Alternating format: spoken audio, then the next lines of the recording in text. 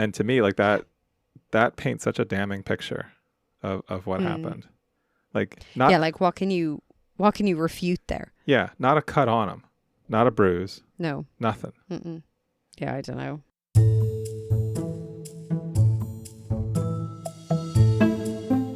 Molly Martens killed her husband, Jason Corbett. Yet she still spent the last decade claiming innocence while trying unsuccessfully to keep control of his children. We're doing a recap of the Jason Corbett case from Crime World with Nicola Tallant on this episode of So Much Crime, So Little Time. Dee, there's a lot of darkness in this world. There's a lot of bad things that happen, whether it's the case we're going to talk about today or just things in the news. And I was thinking about that today, and I thought, sometimes you just want to feel good about something, and you want something simple that you can do to know that you're making the world a little bit better of a place.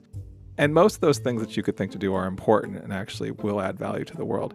But another thing you could do is go to patreon.com/so-much-crime, so little time. And first of all, just check it out. Just see what's there, poke around, learn about all the great features that you'd get if you sign up. That includes stuff about everything from news about the show to extra content to swag from the show, like t-shirts and hats. You can give us $1 or a couple of dollars a month if you want. We'll really appreciate it. Won't make the world a better place, but it'll make our lives a little better. And you'll also have a little bit better time because you get to hear some extra Time Machine clips, some outtakes, all that fun stuff. So patreon.com/so-much-crime, so little time. Not making the world a better place, but still nice.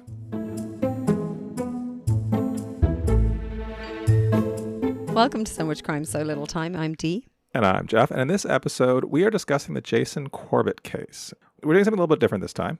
Our sources are a bunch of episodes of Crime World with Nicola Tallant from really over the past several years. And we also watched this documentary from Netflix called A Deadly American Marriage that came out in 2025. We'll link all of those in our show notes. And rather than run through a list of every single episode, which you can just go see on our show notes, let's just jump right in to the story. So just to recap, and we talked about this in our preview, but Jason Corbett was a man from Limerick, Ireland. His first wife died, leaving him with 2 small children. She died of an asthma attack. And he ended up hiring this American woman, Molly Martens, to be a nanny. They ended up getting married, leaving Ireland, coming to North Carolina, where Molly was from. And in 2015, Jason was very violently murdered in his home by Molly and her father, Tom.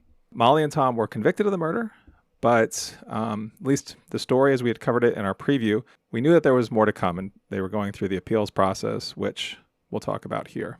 All right, Jeff, let us get in and start talking about this collection of episodes. I think I was the one to suggest we do this collection of episodes. From the titles, I thought each episode would cover something different, and I think they did. They had like a different angle. Mm-hmm. Yeah. But also each episode reiterated so much of the case. Like there was a lot of repetition, or a word Jeff used recently that Google thinks is not the word that he thinks it is, which is retreaded. I don't know. Yeah. A lot of it was a retread. Those 2 English degrees. Indeed. I used it appropriately, and I stand by that. Okay, cool. Delighted for you. It was just another example of how much Jeff brings up his 2 English degrees. It's actually come up maybe 3 times this week where like your English degrees have been brought up, and I just feel like it's too much. But anyway, so yeah, there was a lot of repetition, but I feel like we cannot critique them for that because they were standalone episodes. They aren't a full series like we're used to reviewing. Yeah, we haven't done anything quite like this. And in a way, it was helpful because, yeah, I feel like I have the details of this case now implanted in my brain and we'll never forget them. And you are welcome. Thanks for that, T. And then I wasn't originally going to watch the documentary. You'd already seen it, I think. But after hearing about it, I thought, well, I might as well go put visuals to this audio that I'm hearing. And was there anything in the documentary versus what you heard in the podcast that stood out to you? Well, I mean, yes. Yeah, actually, I think the documentary, there were a lot of things about the documentary that I think are interesting in contrast to what Crime World covered. Crime World was wholly Nicola Tallant and her kind of angle, it was, I think, 100% the sort of Irish perspective. And I think the documentary tried to be a little bit more balanced, although balanced is maybe not the right word. I feel like there was a lot of, in Crime World, the podcast, Nicola Tallant, basically like both reporting on the case, but taking every chance to sort of pick apart Molly Martens and her father. The documentary, I thought, gave more sort of space to both Molly, Tom, their lawyers, and some people who came to their defense. I think if I had only watched the documentary, I would still kind of feel the same way. The other thing is, I mean, I don't think anything. So I listened to all the podcasts first, and then I watched the documentary. And even having heard all of the details, all about the crime itself, didn't really prepare me for two things. One, seeing the photos of the crime scene. It was a lot, wasn't it? It was a lot. And two, so the documentary opens with both that, a lot of just pictures of blood and the brick and all of that. And then it cuts between that and both video of the two kids, both when the crime happened, giving their testimony. So seeing them as young children, and then seeing them going to give the victim impact statements, I guess, was that 2024, maybe? Within the last couple of years. So as like, what are they, like in the like 18, 19 age range, somewhere around there. Somewhere around there, yeah. That was powerful. And like hearing Nicola Tallant talk about it is nothing like seeing them. That was very visceral. It was very hard to watch. And then there were also facts, I think, in the documentary that, there's more time in that to cover, which is sort of weird because I guess there was no podcast episode that was as long as the documentary. Yeah. So there were definitely details that were in the documentary that weren't talked about in the podcast. When did you watch? Did you watch the documentary when it came out? Like, do you remember it? I watched it a long time, maybe a year ago. I don't even remember when it came out. We watched it a good while ago. Maybe not straight after it came out. I'm often a little bit hesitant to watch crime documentaries that are about like more recent cases. I kind of want to gauge like what's the angle of the documentary itself. But then I had heard that the Netflix one was actually fairly good and fairish.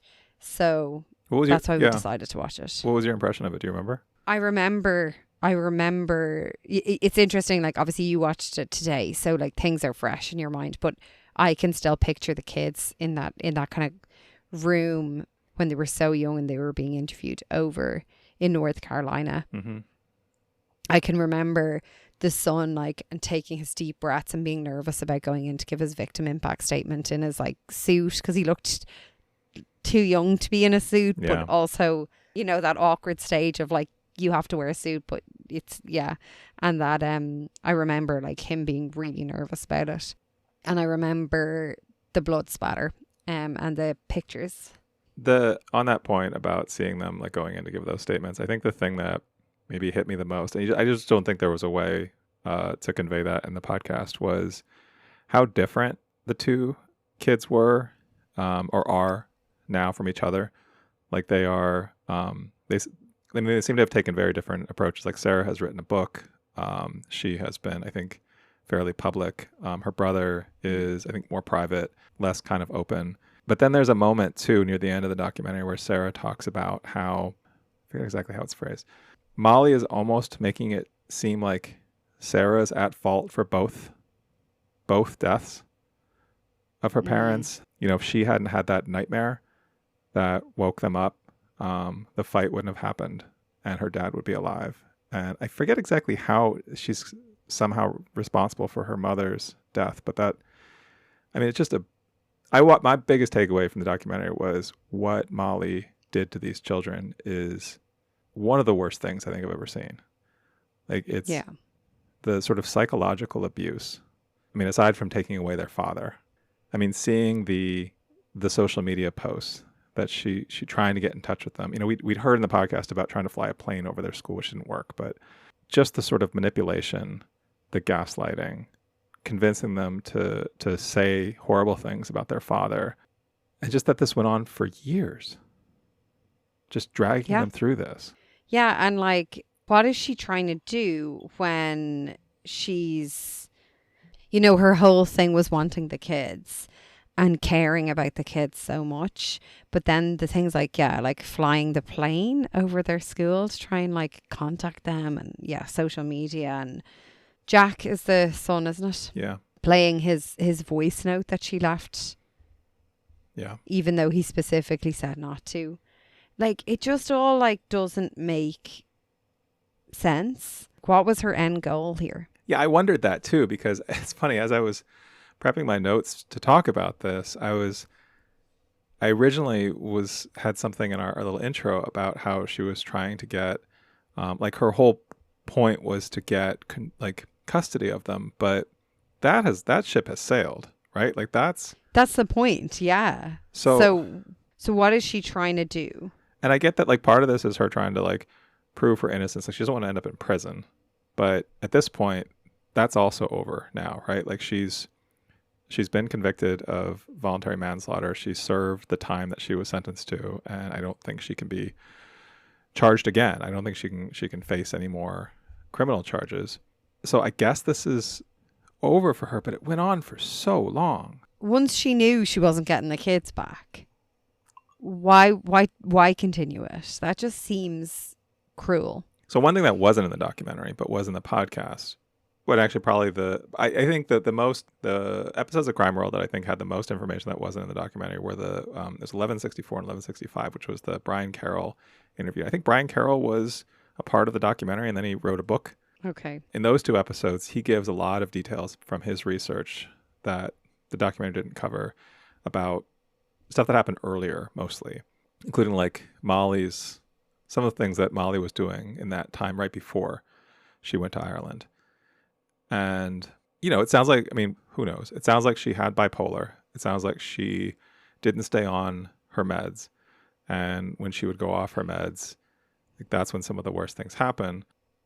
But we heard just this like pattern of just incredibly erratic and dangerous and manipulative behavior with the boyfriend or fiance she had before she went to Ireland, whom she had when she went to Ireland, not before. Right, who she just disappeared on. Like she had allegedly a miscarriage, went to a psychiatric hospital for I forget, like 4 weeks or something, like for a while. And then very shortly thereafter, she's in Ireland. He also said something that wasn't in the documentary, which was he told the story about her landing in Ireland. In the documentary, they say she went to Ireland, got turned around, sent back to America because of some like work visa or some visa issue or something. And then she came back, and that they kind of leave it at that. In that Crime World episode, it says how she got there, had a visa issue.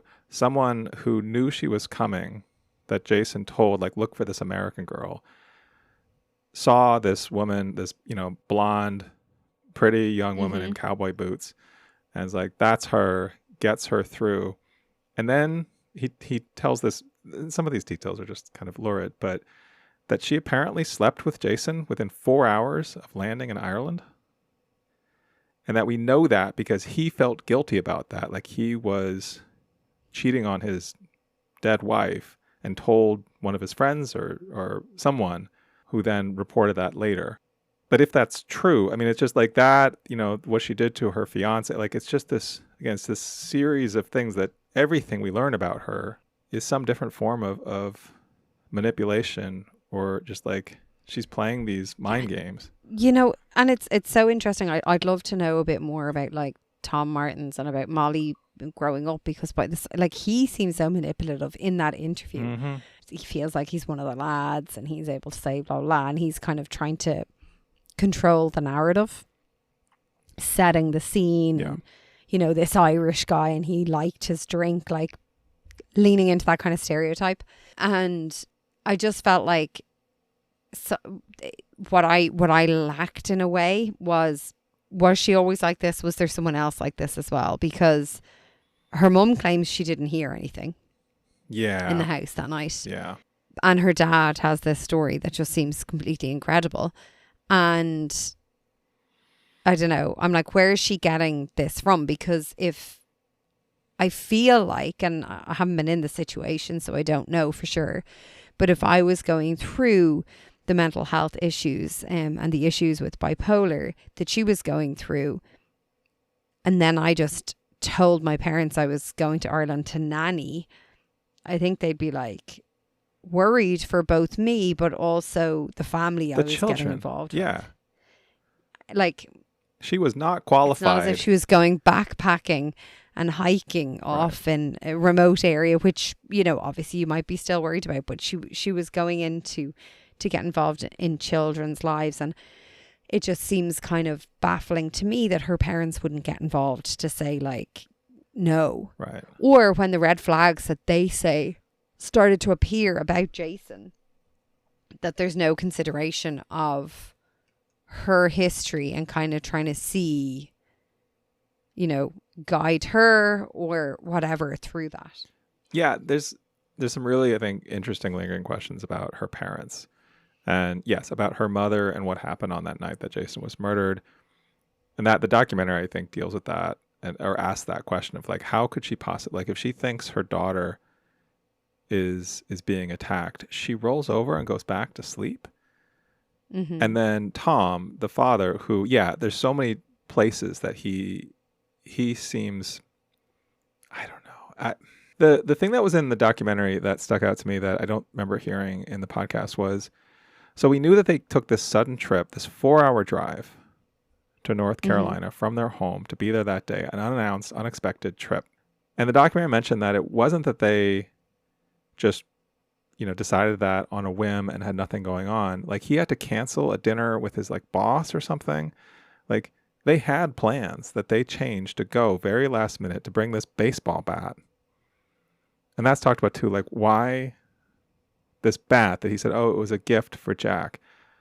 Didn't bring a gift for Sarah. Didn't give the bat to Jack. Aside from that and, like, the brick just being in the bedroom, like, this seems so kind of... Even if they were going to paint it, why would they paint it in their bedroom? Nobody paints, like, well, I don't know. Yes. That's it. Yeah. And then his story about, so they tell this story about Jason drinking. And Tom also tells a story about Jason's first wife not dying of an asthma attack and that Jason strangled her. And that her father told him this in the one time they had a conversation, which he then, the father, refuted. Like, that's such a bad lie. I know. It's just hard. And that's, I suppose, where it's hard to understand. Were they just hoping that the Irish contingent wouldn't hear about this stuff, that they wouldn't get involved or reiterate or wouldn't be taken into account? Or was it just that he felt like he had so much, his conversation and his notes held more weight because he was a former FBI? Like, I don't understand it. And even like the talk of domestic violence, and I know I felt weird about it at times. I felt like when Nicola Tallant was talking about the domestic violence and, like, oh, well, she hadn't been to a hospital or she didn't have marks. And I was like, well, I'm sure there are cases where that is the case, that someone has never reported it or whatever. So I don't want to dismiss that totally and entirely. But Tom Martens himself did say that he didn't think it ever got physical. But that, you know, he kind of alludes to it. And I don't know, it's just like, I just wonder if they thought that they were much smarter than the police they were dealing with. Which I feel like we talk about so often that the criminals do, and just because he worked for the FBI for all those years doesn't mean he was. He may think he is, but so many of the things he said, like that Jason was drunk that night, which was easily refuted by the toxicology report. The idea that he had physically hurt, like he had tried to strangle Molly that night, which there's no physical evidence of that. No. Yeah, so many of these things just don't hold any weight. But then the flip side of it is, like, he tried to hold control over the room, but he also didn't try and give, like, any affect of someone who was distraught that they had potentially murdered someone, even if it was in self-defense. Right. And I know that we never know how we'd react in these situations. It's why we don't love, part of why we usually don't love hearing the 911 calls, because it's you can't judge someone on it. Right. But if you're going to put on a performance and you're going to fake these things, like at least pretend to think, shite, I killed someone. Like even pretend to say it. Like you don't have to weep, you don't have to crumble. But neither of them seemed to care. Like seemingly in the interview with Molly, the only time that she actually showed real emotion is when she was basically told it's a real possibility that the kids will go back to Ireland. Yeah. I don't know. It made me very angry to watch. In the documentary, I do think what you said though about, I think Nicola Tallant was sometimes overly dismissive of some of the details of the case, which like around abuse. It could be true that Jason was abusive. We don't know. We'll never know. Kind of doesn't matter. Like I think it matters, I guess, but it does seem true that we don't really have any evidence of that. Like she had these tapes, and I don't think the tapes really proved anything. And she had such a pattern of lying, and there's just too much kind of evidence on the other side. Like normally I feel like you want to believe the woman who's claiming that she's abused, but that just isn't the case here. That doesn't, like, that's not, I was wondering how much, like there's a lot of anti-Irish stereotypes that came up in this case. And he seemed to not like the Irish when they like came over as well. Who, Tom? Yeah. And well, to your point, I guess from earlier, like, do you think they just thought that enough people would buy into these that the Irish are like drunk and violent, and just as a whole, the whole country? I mean, I don't know. They obviously thought it was worth trying out. I wonder at what point they created their story. I was wondering that. Come here. Sorry. Yeah, like, because it feels premeditated, but it feels messy for a premeditated murder. Do you know? Yeah. One thing that kept being discussed, I felt like there was contradiction in like the couple of episodes that I heard it in, but it was all about the blood spatter. And at one point it was like, oh, you know, blood spatter is so robust and like highly thought of in court. And as they were saying that, I was like, is it? I don't think it is. Or is it a little bit like fingerprints, but maybe 10 years ago or 20 years ago, whatever? Yeah. So then I was like reading up on it, and it basically is, when it's used correctly, it's apparently very highly effective. But in 2009, apparently the National Academy of Sciences released a landmark report highlighting that the blood spatter evidence relies heavily on the subjective interpretation of the analyst rather than purely objective data. And it seemingly there's like this other thing called the CSI effect, where jurors often give it so much weight because they've seen it on, you know, different shows, and they just feel like it must be. That's interesting. So, yeah, I feel like they still use it, but the scientific kind of certainty of it is not as strong as I think people believe it is. I just thought it was interesting when it was brought up so much in the Nicola Tallant episodes, because it felt like they were saying like it is so clear from the blood spatter, and I'm like, I don't know. I felt like there needed to be a bit more nuance there of like what the potentials were. Because I'm sure most blood splatter will give you options. They might rule out some things that are being said. Yeah. But I don't think it'll tell you the exact story. No, I feel like that's, and I don't know if this is a fair thing to say, but like an equivalent of arson investigation that we know to be highly subjective and not reliable science. Like you're piecing together a story that could be interpreted in so many different ways. I do think like more compelling to me, which is sort of indisputable fact, is that Tom and Molly had no injuries. There was no sign that there was any fighting back. And from what seems like reliable data, Jason was struck first when he was asleep, and he had been dead, and he was for some time sedated and sedated, and he had been dead for some amount of time when the paramedics showed up. And to me, like that paints such a damning picture of what happened. Like like what can you refute there? Yeah, not a cut on him, not a bruise. No, nothing. Yeah, I don't know. I also, as a small side note, as a person with asthma, Having an asthma attack in which your throat closes up is terrifying. And it is, Oh my God, I'd say so. and Do you have them often still? no, I haven't actually had one in 5 years, 6 years. Do you carry an inhaler the whole time? No. Why not? When I was a kid, I had an inhaler. At some point, I had an EpiPen. I used to have an EpiPen for a while. A few years ago, maybe 10 years ago. I didn't know that EpiPens were used for... Anaphylactic shock. Yeah. Your throat's closing up. You get an EpiPen injection. It opens up your airways.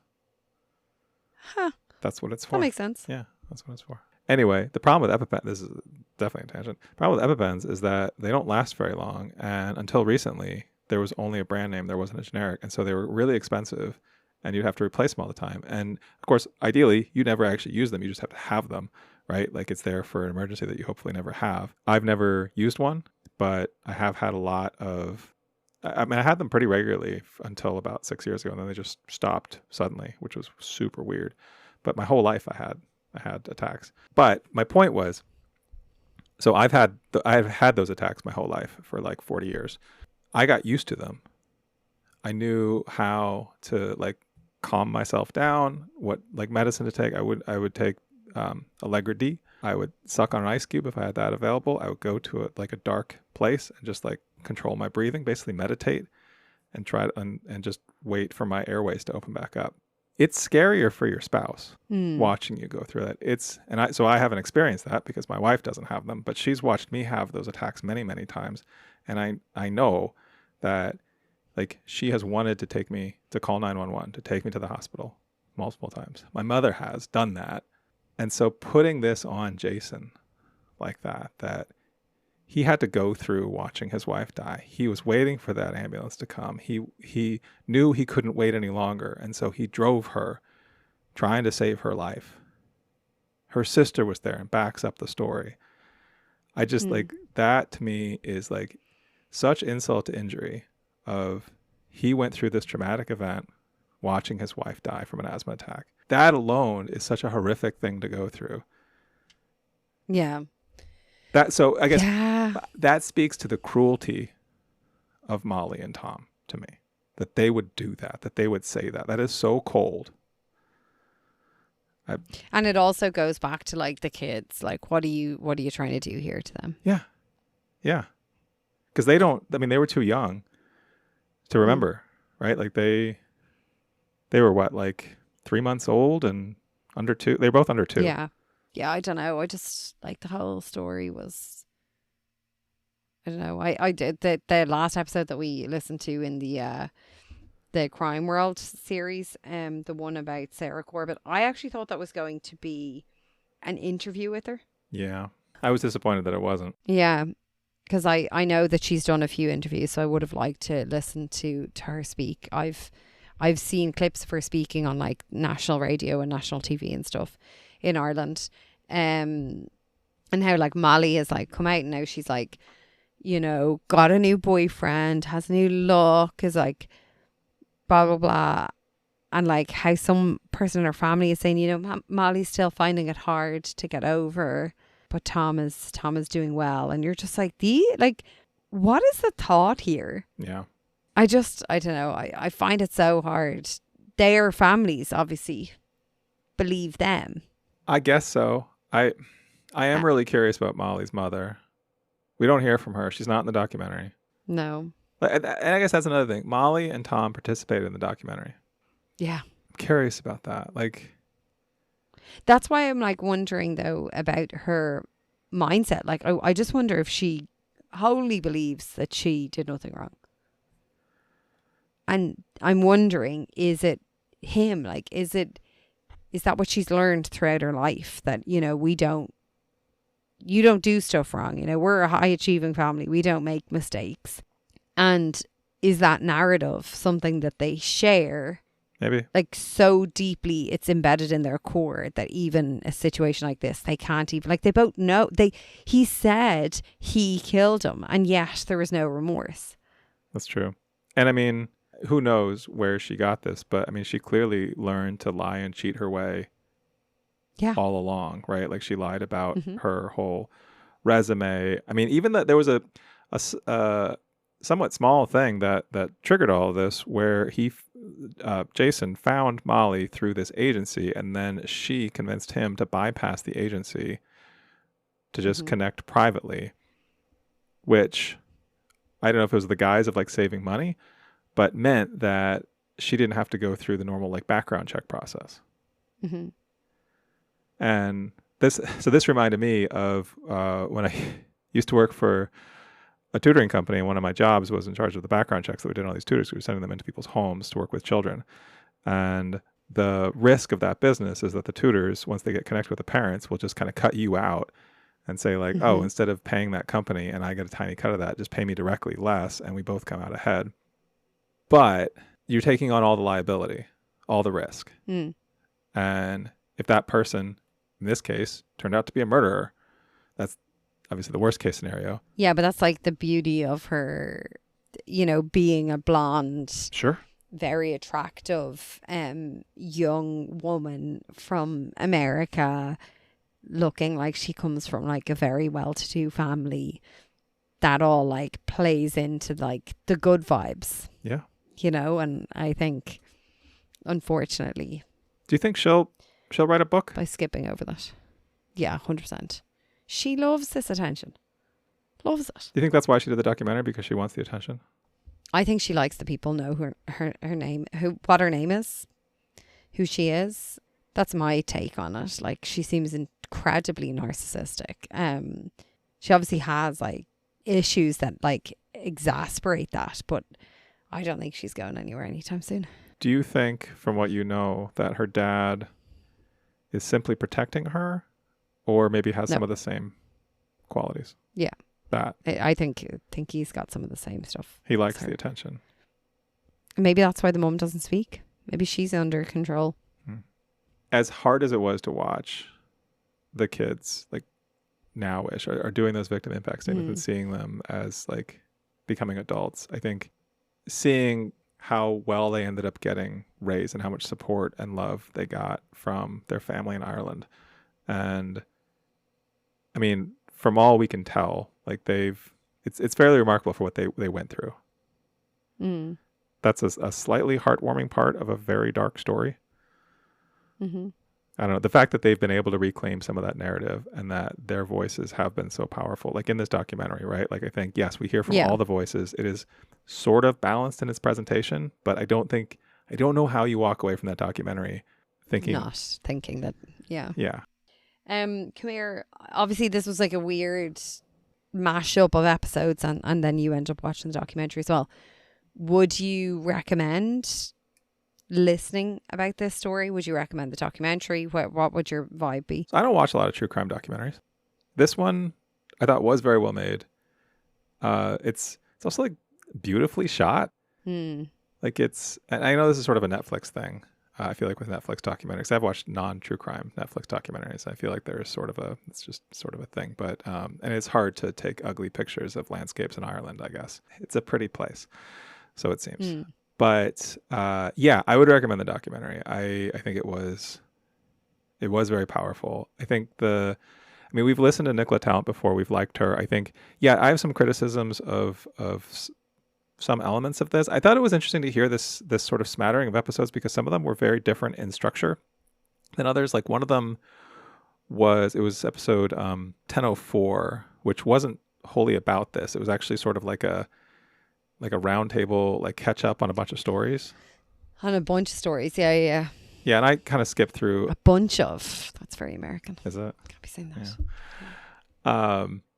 That's actually where they talked about blood splatter experts being discredited in general. There was a comment about that there. But then there was also like the Brian Carroll interview. I thought the Brian Carroll interview was maybe the one I'd recommend as a two-parter. That I thought was full of interesting details. I thought it was interesting to hear his perspective more so than some of the Nicola Tallant and like a colleague sort of shooting the shit a little bit more informally. Yeah. What do you think? I think that's fair. Yeah, I don't think I'd recommend necessarily any of the episodes I listened to. I do really like Nicola Tallant. I just think like obviously what I was hoping for wasn't there. I think it was doing a square peg round hole situation. Sure. So I didn't I enjoyed listening to each of the episodes, but I wouldn't recommend that someone listen to all of them. Maybe one or two. It's kind of interesting to hear some of the conversation that was happening there throughout the case. Was kind of interesting. It's kind of mad. It's like what we were talking about before we started recording, like with journaling. It's a little bit like listening to all those episodes. You're at different parts of the case. Yeah. Which I thought that part was kind of something unique we don't usually get to hear. But then obviously we had a lot of information that was retread or whatever the heck that word is and how I'm supposed to use it. It reminded me a little bit of Teacher's Pet. Yeah. Which we didn't keep going because I know there's like a secondary series which that we did not listen to. Yeah. But towards the end of the main series, you were getting a lot of like, well, this happened since the last episode and let's catch you up.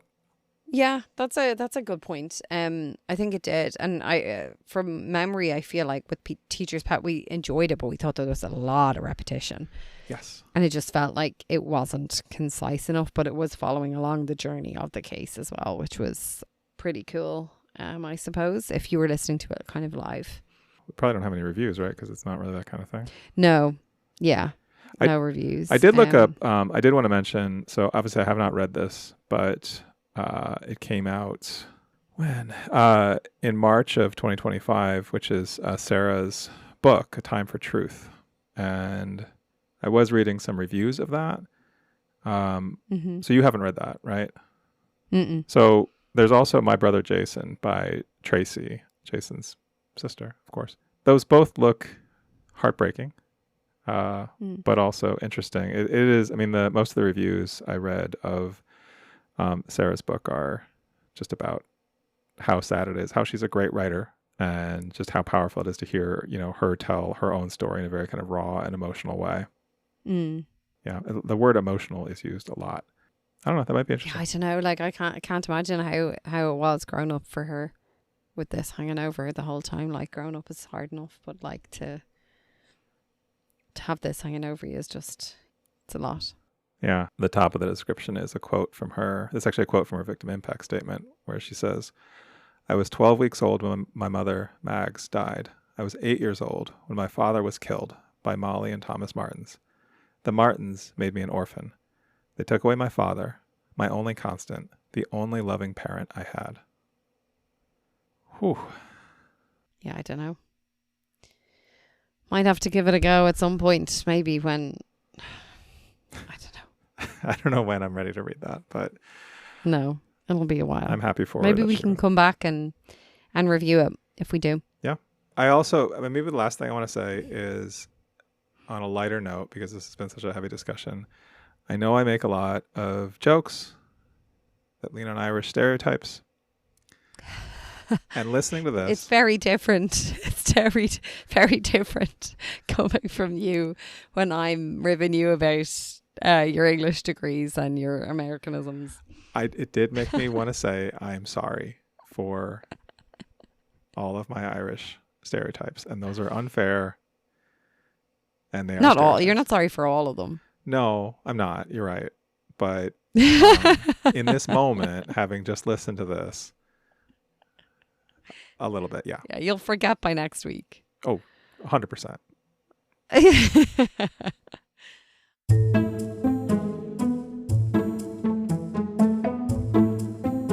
All right, well, let us know what you guys thought. Did you listen along or have you watched the documentary, read up on this case, or read Sarah's book or Tracy's? Let us know. Leave us a comment.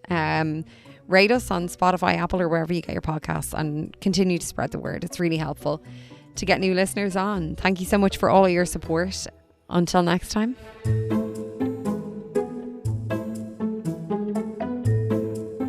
Jeff, what is your experience of dating websites? I have zero experience with dating websites. I wonder what you would do if, a loved one of yours used a dating website and found someone and got into a quick romance, moved in with them, and then you found out that they had previously attempted to assassinate a former president of the United States. I feel like the pool of people, is that like a special, like there's like the farmers site, like there's There's some very niche dating websites. Is there one for finding someone who was an attempted presidential assassin? We're going to talk about a New York Times article called "She Tried to Kill a President. He Loved Her Anyway." That's on the next So Much Crime. So Little Time.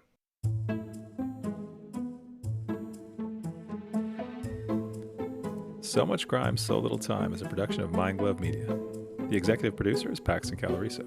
Our associate producer is Blythe Ty. Our theme music was composed by Vyacheslav Starostin. If you haven't done it yet, please subscribe to this show on your podcast app. And don't forget to give us a 5-star rating and a review. Even better, tell your friends. To join the discussion, look for us on social media. Check out the show notes for all the links. Thanks for listening.